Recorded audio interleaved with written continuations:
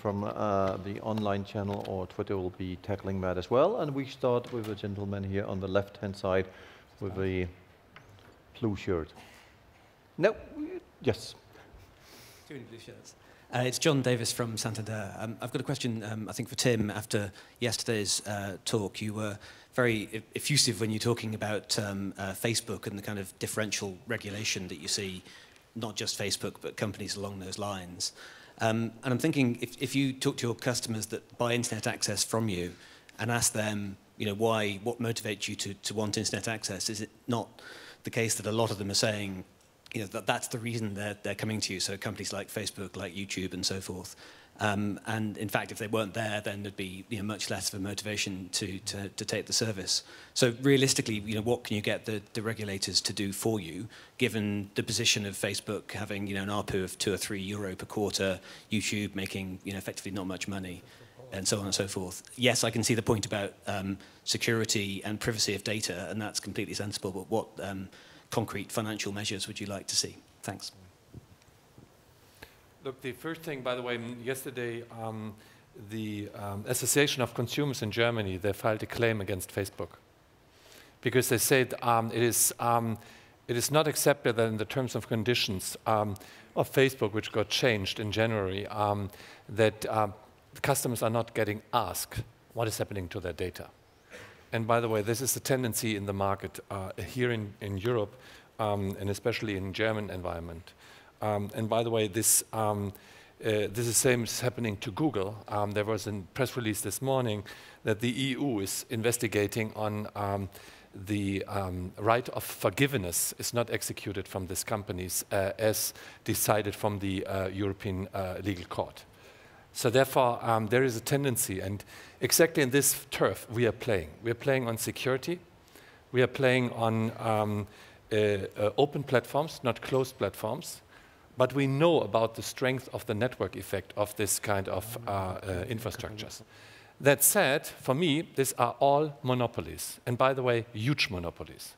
Closed shops, closed standards, closed networks where we do not have an efficient. So it's an issue for the antitrust side. And you have heard maybe the head of the antitrust authority in Germany who said, I'm investigating on that one. If 90% or 96% of all searches are starting with Google, this is something which is worrying. What is happening to the data? What does it mean? And the same applies for Facebook and some others. Now, I think our answer is very, very simple on that one. First, we have to convince that trust within Deutsche Telekom is a value for consumers. Second, I think we're fighting with the companies that we get a contribution. If they are creating communication service on our infrastructure, they should pay for it. So we are negotiating with these guys on, and we have some areas where we make some progress in this regard. Thirdly, I think even letting the customers show the content which we are offering, and not only the content which are offered from this services, like content injection on the screens is something which we are working on. And last but not least, it's a long shot to get a change in regulation in the European Commission. Why is that? Because their service, the answer from the commissioners I get is always, why should I regulate? This service is for free. I'm not regulating something which is for free. And then I'm also saying, hi guys, this is not something they pay in money. It is something people are paying in data. And most of the consumers, they do not know how valuable their data is. So therefore, there should be a change. Otherwise, how could you justify the huge equity values these companies having? So I think my intention is that we are not getting disadvantaged even more in the environment of European and German regulation. My second topic is that we should have a converged environment, a level playing field, which is a long shot from a regulatory perspective. Or if they do not regulate them, that they get us out of regulation in certain areas so that we have the same right. And the last and long, I think the most important piece is, and by the way, this is, I'm a committed European. I'm a committed, with the legacy of European citizens, that I think we have another right to our personal data than this might be the case in China or in the US.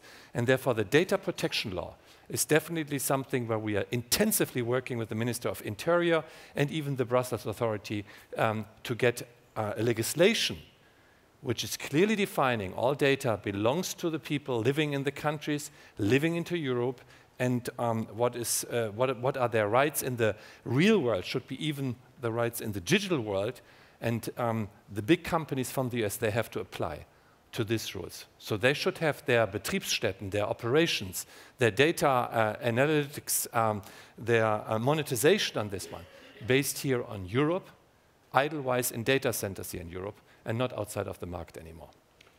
Could you just pass on the mic to Fred Boulon? But Fred, just stay tuned for a second, because we'll feed in a question from Twitter, which actually comes from Kai Holtman. Thanks for that. And it is on the net neutrality development and the FCC announcement yesterday, and what basically our view on that is. Tim, do you want to tackle that as well? I could take that as well. I read that this morning, and look, I do not know all the details of this decision. We always said, nobody is against net neutrality. Don't take me wrong. We are pro net neutrality. Every content should be delivered. Everything should be transferred in a proper manner through our networks at any time. There's no question about that. The question which we have here is the quality classes, which we need for certain services. And therefore, I'm not sure whether this is totally now excluded from the regulation which was imposed by the FCC yesterday, but it sounds like it. Honestly speaking, I think this would be wrong, especially for the industrialized environment which we're having here in Europe and especially in Germany. A lot of services need, let's say, always a quality of service which is higher. Whether my SMS get transferred in a second doesn't matter. But if I have a car communicating self-steered in a millisecond, which is the requirement to make it secure, I think this matters. So therefore, I think we have to convince the political environment that for certain services, we should have, let's say, this kind of extra speed or extra classes, because otherwise, think about it. If the common denominator is 1 millisecond, we should have to build for everything 1 millisecond. For SMS services, for whatever you think, even for video or whatsoever, there is no disadvantage nor an advantage for the consumer. So therefore, I think in practical life, in the world of Internet of Things, we will anyhow see that there are certain quality classes coming, but wait for the decision which is coming from the European Commission throughout the year, and then we will see how they decide upon. Thanks, Tim. Fred? So Fred Boulon from Bank of America Merrill Lynch. 2 questions, please. Firstly, on your dividend, if you can explain the rationale of a pay-in-kind dividend. Is something your shareholders are asking you. A lot of people telling me or saying that they're not partly in favor of diluting your base. And secondly, on the US, where's the line in the sand of your holding? If Timus wants to play in the incentive auction next year and come to the market with some equity again, is there a level of ownership you will protect to maintain your control premium in the long run? Thank you. So I think I'm going to start on the scrip dividend. I had the pleasure before I really started. Stefan took me to several meetings with you guys, and we also had. I asked the question, "What do you think about the scrip dividend?" And the message was very clear. I like it and I hate it, and I got both. And the last time, what you've seen is an acceptance rate close to 50% of it. You've seen people choosing it, having a higher TSR than an investment in other indices, etc., etc. So there was, from my point of view, before I started, no clear message about yes or no. That was one element, I think, to mention. The second element, I continuously get the question, is it part of your plan? Do you need to do it because you need the cash or whatever? Just to make it clear to each and everyone here in the room.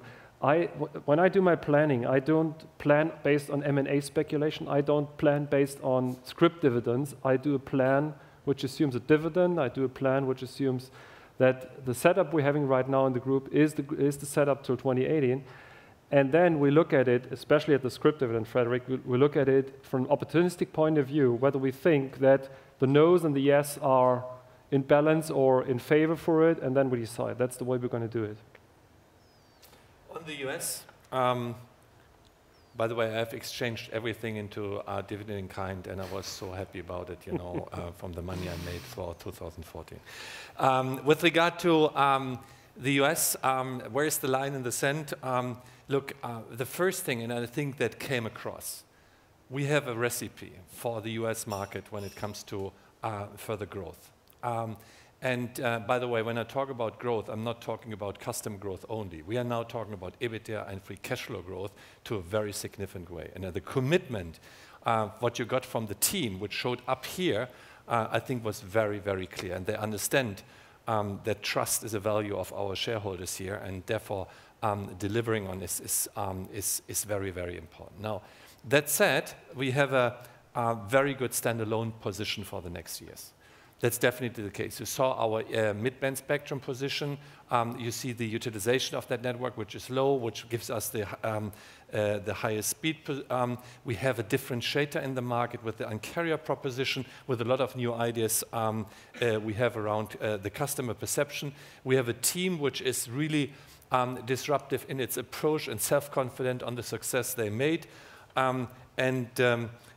All of this, you know, gives us a lot of confidence that this team is going to be able to create even more value throughout the next years in the on a standalone position. But nevertheless, you all know that it's never, you know, white and black. It is always, you know, gray reality. And the trade-offs we have to consider are this market is still totally bifurcated. The second topic is we have seen in the mid-band spectrum auctions the deep pockets of the big guys coming along and spending huge amounts of money. The third one is we hear signals from the FCC with regard to reserved spectrum for the low-band auction. But, you know, I think the market environment should even also consider that even the smaller players, you know, have a right to play and have the opportunity to survive. We even know that, you know, with a market share of 12%, we are considering the return on investment which we have in mind.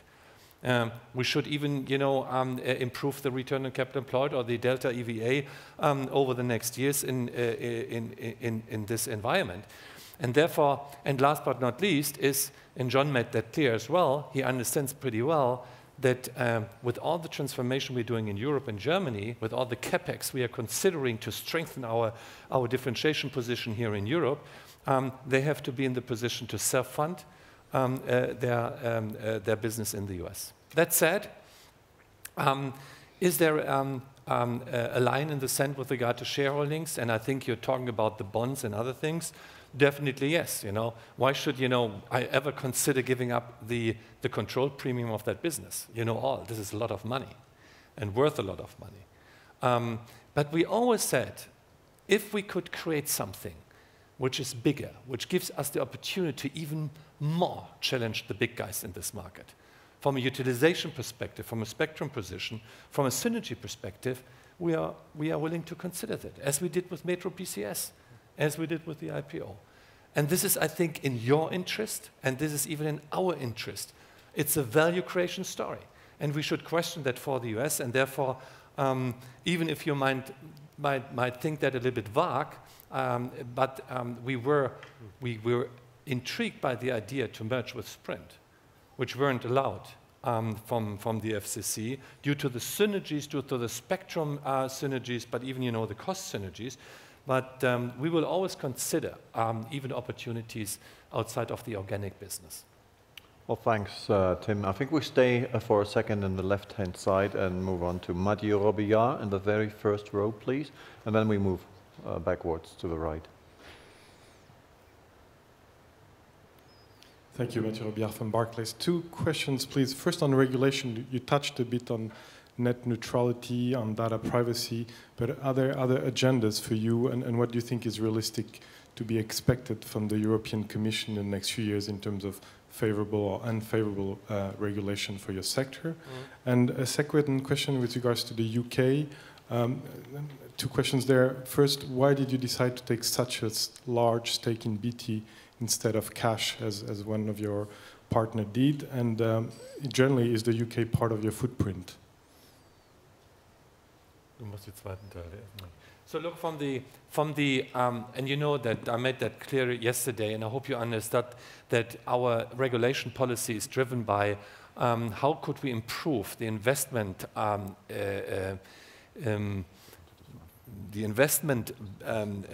sentiment for telcos. It's not just lobbying for Deutsche Telekom, it's even lobbying for the entire industry in this regard, because I think what customers need, what the society need, is bandwidth. They need good networks, they need good infrastructure, whatever they need. We need, we have to fight back to get our digital sovereignty back in Europe.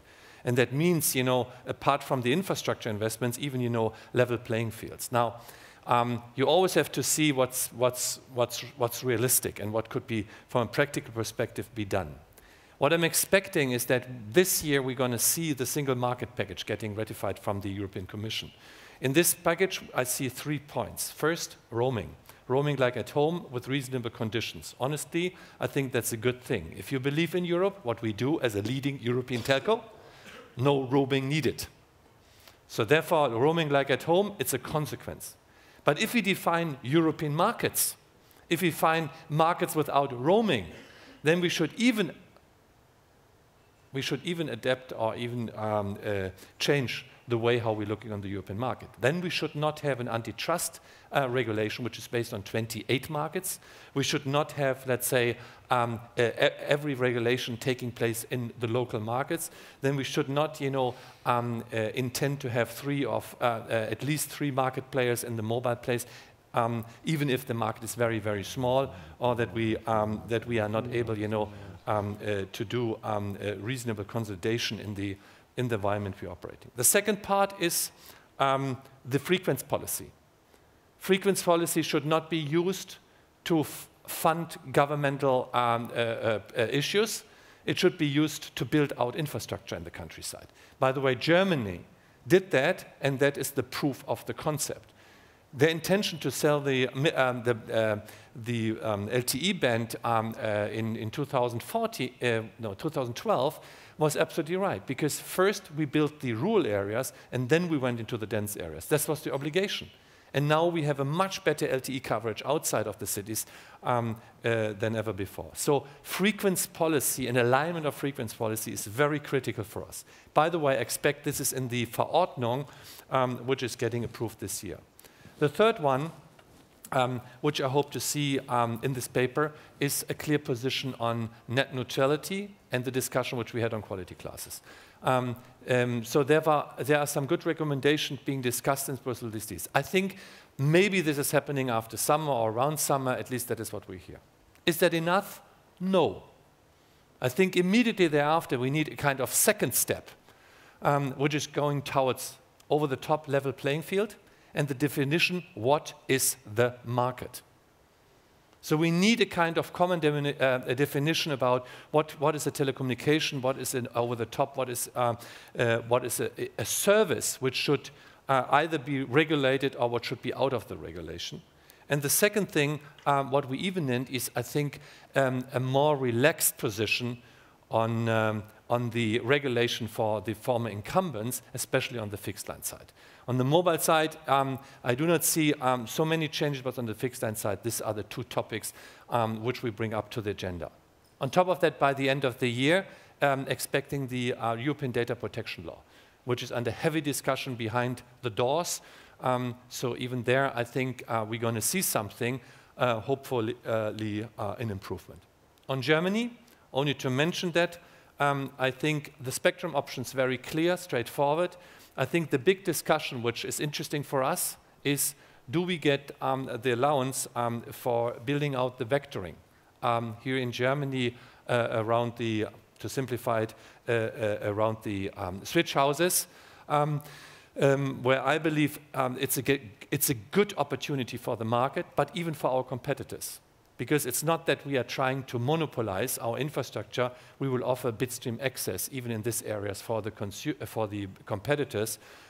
So this is a big discussion, and the beginning of the week we officially applied for this vectoring rule here at the Bundesnetzagentur in Bonn. Mathieu, on the BT side, very short answer. First of all, we firmly and strongly believe that there is more in than what has been announced so far. You know, we have experience from the German environment, from other environments where we've seen if you do those kinds of mergers and activities in a good and appropriate manner, you create tons of upsides and synergies, and we believe there is more in, and we want to participate. By the way, we are not alone. I've looked at, while Tim was talking, I looked at the share price of BT. It's 454, and when we struck the deal, it was 411. So we are not alone in that view, I think. Let me spend one sentence on BT, because that's of interest. Why are you going to a 12% shareholding in this company, what that's about? And it's an upside, as Thomas said, but you know, we didn't start the discussion with BT on selling our business. We started the discussion with BT talking about international businesses and local loops, and you know how this business could work in an international basis. We had a debate about vectoring, about G.fast, about super vectoring and the standardization of these features towards the industry. We had a discussion about buy-in and the opportunities to leverage in a global business, a scale even better with these guys. We had a discussion about the opportunities of Magenta 1 and fixed mobile convergence in a market where we believe it's a superior business model. We had a discussion about the European regulatory environment and how we could align our forces to do the right thing for consumers. And I could tell you, the discussion I had with Gavin or Tony, Thomas and Torsten and all the guys, you know, whenever we were together, we were 100% aligned in our thinking. It was more that we said, look guys, there is so much we could gain over time, a basis where we could build something upon. These guys are great managers, very pragmatic, straightforward in their approaches. And then we started saying, okay, now let's create something big. Because that is exactly what we're doing here in Europe, in Germany and in other markets with the fixed mobile convergence and the opportunities, even the synergies and the value which we could create out of that. And here we are. I think there's a lot of opportunity for all of us to come. And you see, even with the BT share price, that this is already appreciated. Right. Let's move on to the right-hand side, and we start with Tim Boddy from Goldman Sachs.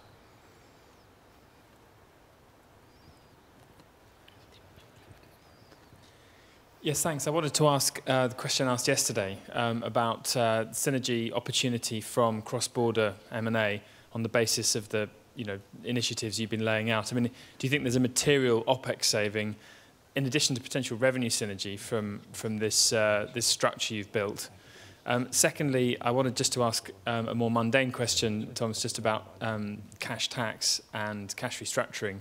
These are both very big moving parts in your free cash flow guidance.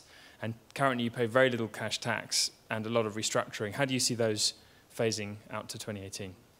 So two questions. First question was on, I think Claudia mentioned roughly that 500 billion ticket on the European side in a steady state, and you should calculate roughly a third out of that cross-border. That's the right level, more or less.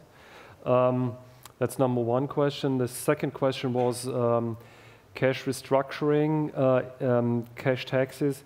As I said, what you should do is you should calculate on the tax side roughly a third of the adjusted income as a tax level. And obviously, what will take place is, or not obviously, what will take place is the tax loss carry forwards we have in will disappear, so to say, from 17 onwards I think in all the geographies, so not only in the US but also in the non-US geography. So that will have an impact here. And I think number three is the special factors profile I've given you with a peak in 15, sorry, not in 16, peak in 15. And the rest, I think, was in the documentation about the level you will see in 16 onwards is like 14, 16 like 14, more or less. Just a very quick follow-up, if I may. Very quickly. Very quick follow-up. Just when you think about those cross-border savings, could you try and quantify those as a portion of OPEX? Or because obviously 200 million is across quite a big base of companies. Yeah, most of that. So Claudia said roughly 500 of that 1.2. There was 500 from Europe. And from that 500, a third, if you look at the European part, a third roughly, so meaning 150 is coming from cross-border synergies, mainly OPEX. All right, let's move on. Just onto the left-hand side, we start with Justin and then Dominic and make our way back to the left again. Thanks. This is probably a high-quality problem, but the leverage target you have of 2 to 2.5 times, obviously when EBITDA was falling, that was understandable, but if EBITDA is growing, arguably you can carry more debt. Clearly there's things like spectrum, uncertainties ahead of you, but perhaps over a 1 to 2 year time frame, you could see that this leverage is actually starting to come down. Do you think it's actually worth reviewing at some point whether a target of 2 times is even too low? Maybe it's a decision for between now and the next CMD. Thank you. Yeah. First of all, let's get there and then we discuss. That's one answer. The second one is I like prudence, the second one. The third one is if you look at the profile, there was one page in the presentation I've given. You've seen the profile over there. It's slide 20. I think it was the page. Let me look it up. And then you see over the time, you see the profile. It was page. So in the booklet, it's 220. You see that we are in that view back to 2 in 2018. That's why I'm saying let's talk then. For the time being, we are not at 2. We are more at the other end, and let's be prudent there. All right, let's move on. And Dominic Klarman, just pass it on to the next row to Dominic. Thanks. Yeah, thank you. Just on market structures in your footprint outside Germany, what changes do you anticipate in markets like Poland, for example? Is the 4-player market structure there sustainable? Do you see a race for the remaining cable assets in Eastern Europe? What should we make out of the KPN story in December, January? Any thoughts there? Okay. In the markets where we are operating, we said on our list of the portfolio decisions, we consider always, if there are smaller assets, which might fit well to us. So if there might be a smaller cable asset or something like that, which would fit into our footprint, we would definitely have a look onto that one. Which would give us, even a better, lead into the strategy of becoming a true fixed mobile converged operator. For the Austrian and for the Netherlands, we showed you that we are pursuing a different strategy. So therefore, I cannot comment on any kind of moves or speculations that are going on in these markets at that point in time. Let's see, but so far the focus is on the organic, on the Un-carrier for Europe strategy. Thomas, anything to add on that? No, thanks. Fine. Pass it on to Paul Marsh here in the first row, and then we go to the back. Thanks. I wanted to ask about the debt maturity profile on page 20 and what the magnitude of upside from cheaper refinancing might be over the guidance horizon. Because I think if you add that up, you've got about 11 to 12 billion of bonds coming due over the next 4 to 5 years. And I think the average coupon on those bonds is just over 5% or so. But obviously your bonds are trading in the market at much, much lower yields to maturity. So, I mean, is that a fairly sizable opportunity that underpins your cash flow forecast, or is that additional potential upside to your cash flow expectations? I'm not sure whether I got the question right. On page 20 you see the profile, and what you're asking is exactly that?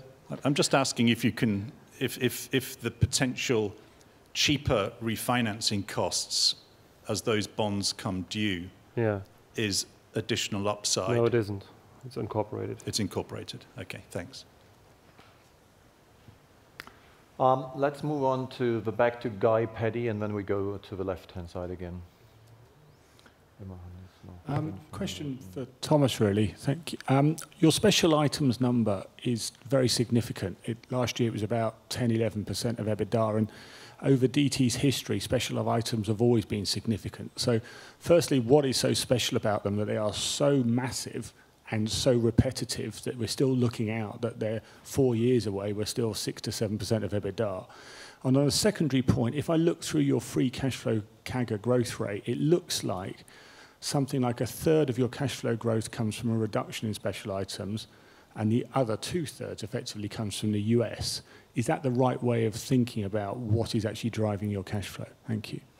Okay, I'm going to start with the first one. You know, that was exactly the question I raised a year ago before I started, because at least for a part of the special factors, you can argue they are not special. That's the way why, for instance, we changed the complete internal incentive system to unadjusted, so that the people don't think about special or not special anymore, because that's in their target system, in their incentive scheme.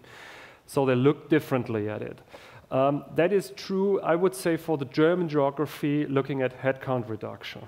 If you look at other special factor items, to give you an example, 300-400 million last year on an earlier restructuring of the Metro PCS network. I would call that a special item.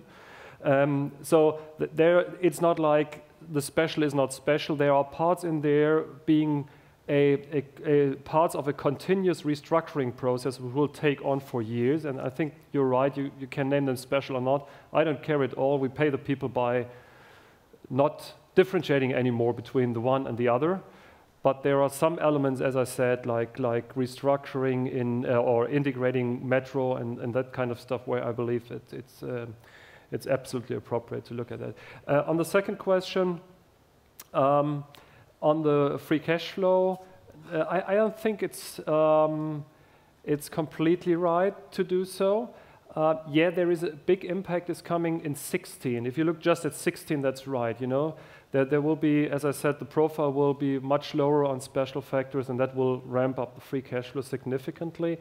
And so by the way, we have the freedom to increase the CapEx while growing the free cash flow. You know, that was something I mentioned beforehand.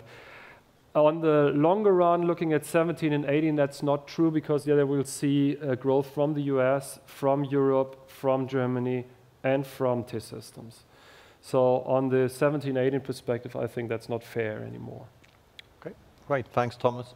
On to the left-hand side, we start with Nick de Delfas here in the middle, and then make our way. Yeah, it's just a very quick question. On page 23, you've got the... have I got the dodgy mic again? So 1.7 billion increase in 15 of EBITDA, and then I guess you have some additional capex and some additional restructuring for 700. So that would imply free cash flow should go up by about 1 billion. So what's the gap with your actual free cash flow guidance? So should we expect some more working capital? Is that due to more split contracts? Because I think the US is actually annualizing those out now. So if you could just explain why EBITDA is going up, but free cash flow isn't going up that much. Yeah, look at the if you look at that page, I compare apples with apples. So I compare the 17.6 with the 18.3, because that's where you have the same. You have apples with apples, the same exchange rate. It's a 700 million delta. I think special factors this year is 500-600 in that vicinity delta. So the 80% of that is already by that special factor profile defined, and the rest is. And the rest is the currency. Okay. Yep. Could you just pass on to the right-hand side, Nick, please? Thank you. Christian Albrecht from DZ Bank. And coming back to net debt, we have seen that net debt increased also because of currency reasons. And that said, if you look at net debt EBITDA, there's a difference between your calculation and the calculation of the rating agencies. And if the euro will further worsen, I can imagine you will reach the edge of the net debt EBITDA 3.2, I can imagine. do you plan to reduce net debt? And I ask this question against the background that at last Capital Market Day, your rating target was A- to BBB+, and now it's A- to BBB, I think. First of all, it has not changed. Okay. It was last Capital Markets Day. You can look it up in the old Bible. Okay. It was A- to BBB. Okay. And we said at that time, if we need to take a BBB rating for a certain period of time, we're prepared to do it. We have avoided it during the course of the last years. And we're still exactly on that way in the talks and discussions with the rating agencies to listen to them, what we need to do to make sure that we stay where we are, because for us, prudent policy is important. So you see on the page 20, you see the profile net debt to EBITDA over time. And as I said, we intend to stay where we are. Okay, thank you. Then we go to the back to Jonathan Dan on the very back. The gentleman with the pink shirt. I prefer to call it magenta. You're absolutely right. You're so right, Jonathan. With the link between dividend and free cash flow, have the supervisory board agreed that that's the right link?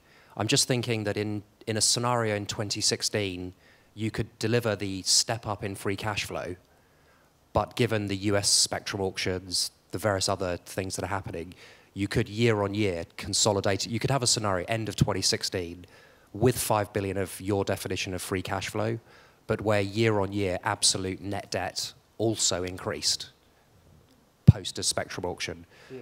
Is the change in net debt in any way linked or a thought process inside the supervisory board?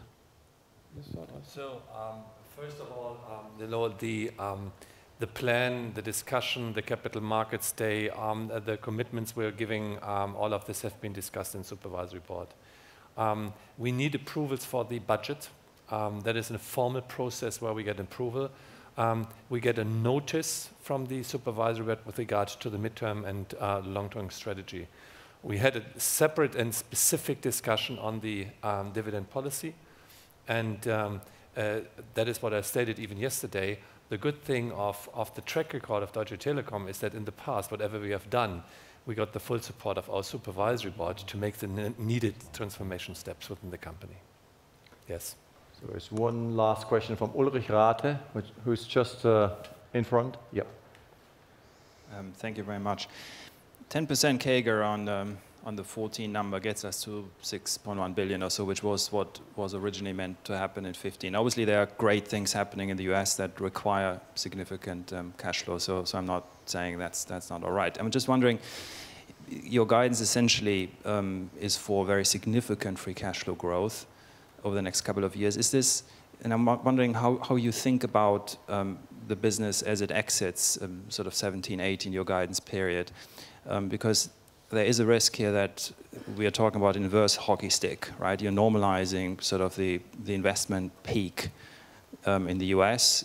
That gives you very strong free cash flow growth, but the sort of business you're building now on a normalized basis, how do you think about the growth prospects? Because I'm quite intrigued by the fact that there was very little discussion over the 2 days about things like data monetization and some of the other things that a lot of competitors are talking about as sort of the turnaround or the regulatory relaxation for that matter.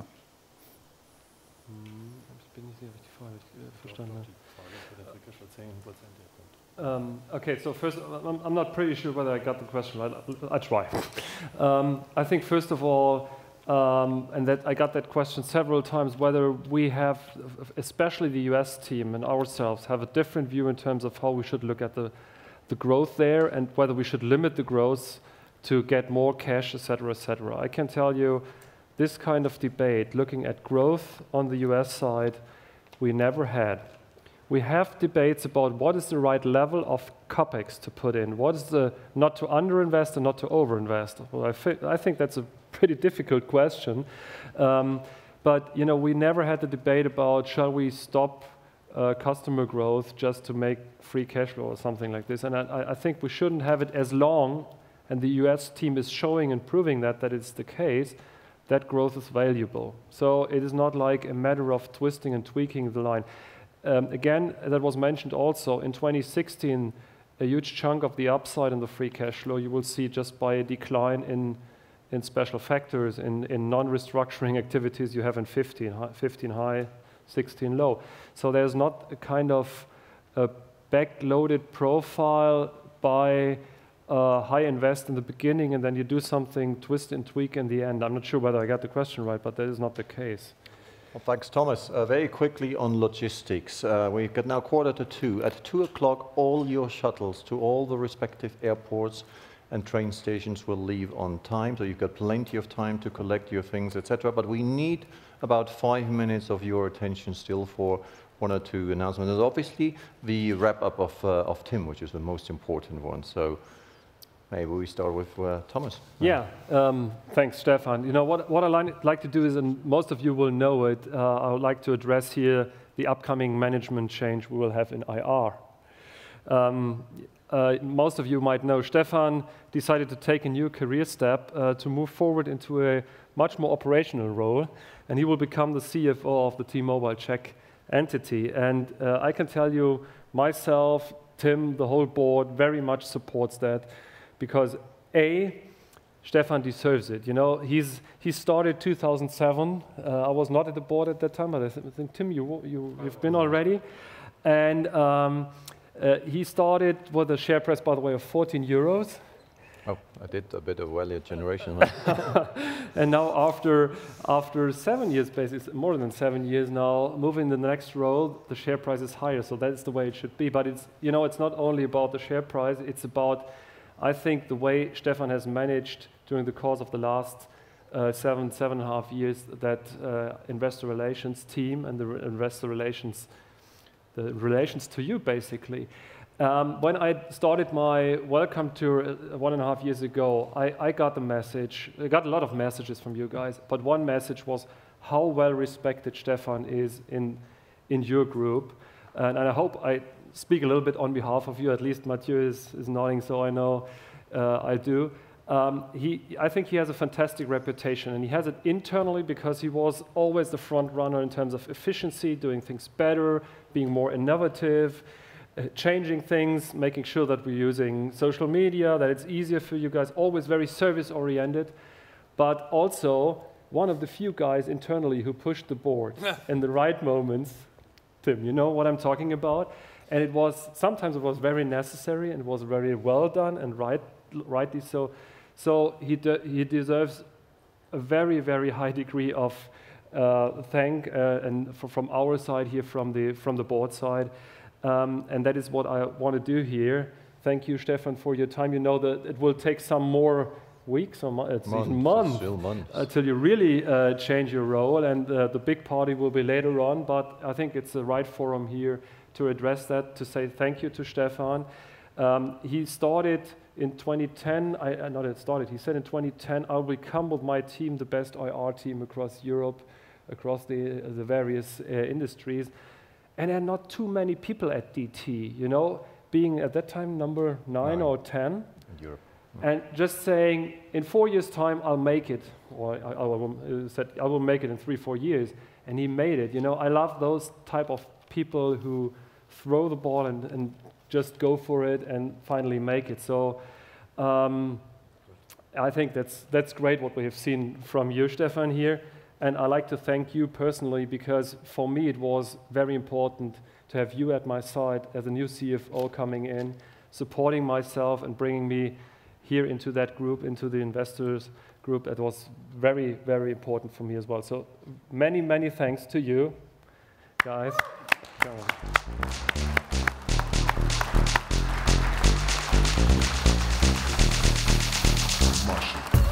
And what I want to do as well is announce